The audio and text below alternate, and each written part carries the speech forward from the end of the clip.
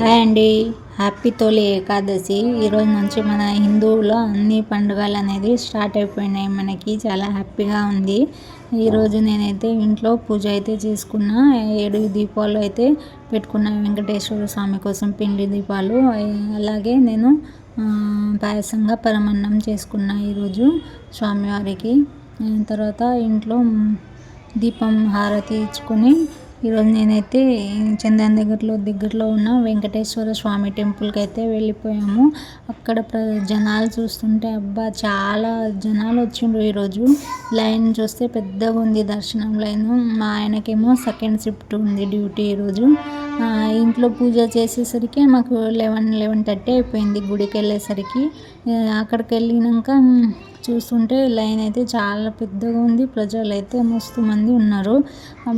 నాకైతే దర్శనం అవుతుందో లేదో అనుకున్నా, కానీ సడన్గా అసలు మేము లైన్లో కూడా నిలబడలేము. డైరెక్ట్గా లోపలికి వెళ్ళిపోయాము. అందరు దర్శనం అయిన వాళ్ళు అక్కడ కూర్చున్నారు. కొంతమంది చాలామంది అక్కడ కూర్చున్నారు. నేనేమో ఇక దర్శనం అవ్వదు. మా ఆయన ఇక లైన్ చూస్తుంటే పెద్దగా ఉంది, నాకు డ్యూటీకి టైం అవుతుందని తీసుకెళ్ళిపోతాడేమో అనుకున్నా.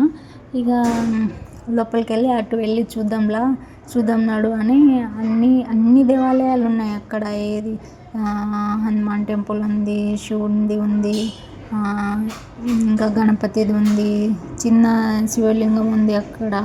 ఇక అందరు అభిషేకాలు చేస్తున్నారు. చాలా మంచిగా ఉంది అక్కడ. నేనైతే ఫస్ట్ టైం వెళ్ళిపోయినా. చాలా అంటే చాలా మంచిగా హ్యాపీగా అనిపించింది. ఇక్కడైతే మేము చెట్టు దగ్గర లోపల టెంకాయ కొట్టడానికి ఎక్కడ ప్లేస్ ఉండదు. ఈ చెట్టు పక్కనే అక్కడ టెంకాయ కొట్టేసుకొని ఇక్కడ ఒక టెంకాయ పెట్టుకొని, మా రియాన్స్ ఏమో అగరబత్తీలు నేను వెలిగిస్తాను ఏడుస్తుంటే అక్కడ వాడితో ఇక అగరబత్తీలు వెలిగించుకొని అక్కడ మొక్కేసి అయితే వచ్చినాము. అక్కడ నుంచి లోపలికి ఎంటర్ అయినాం. ఫస్ట్ ఇక్కడే కాలు కడుక్కొని టెంకాయ కొట్టేసుకొని ఇక్కడ చెట్టు దగ్గరే మొత్తం కొందరు ఒత్తులు తీసుకొచ్చి పసుపు కుంకుమలు అన్నీ తీసుకొచ్చి ఇక్కడ, అంటే నాకు ముందు ఎట్లా ఉంటుందో మనకు తెలియదు కదా, నేను కూడా తీసుకెళ్ళేదాన్ని, ఏం తెలియదు ఫస్ట్ టైం కదా అని ఇట్లా మొక్కేసి వచ్చినాం. చూడండి లోపల జనాలు ఎంతమంది ఉన్నారో. ఎక్కడ చూసినా లైన్లు. శివాలయం దగ్గర, హనుమాన్ టెంపుల్ దగ్గర, మళ్ళీ విఘ్నేశ్వర స్వామి టెంపుల్ దగ్గర పక్కనే ఉన్నాయి అన్ని లైన్గా ఇట్లా మంచిగా కట్టేసుకున్నారు. ఇక ఇక్కడేమో బయట పెట్టిండ్రు వెంకటేశ్వర స్వామికి, లక్ష్మీమాత వాళ్ళకి ఇట్లా బయట పెట్టిండ్రు. పూజారులేమో వాళ్ళ దగ్గరకు వచ్చి అర్చనలు చేస్తుండ్రు.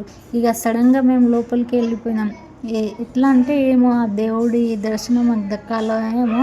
ఇక్కడ వీడియో తీసి పెట్టినా కదా, అసలు సడన్గా నేను ఆడ వీడియో తీస్తుంటే కూడా నా పూజారి వాళ్ళు తిట్టినారు, వీడియో ఎందుకు తీస్తున్నావు అని.